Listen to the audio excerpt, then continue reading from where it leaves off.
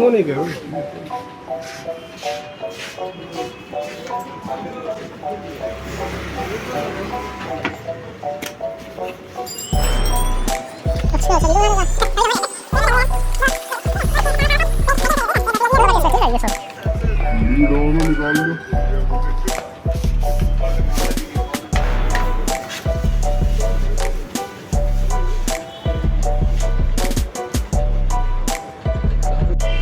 बाजूला रह गया तुम ठीक है ये सब बात हो गया फाइनली आ गया है।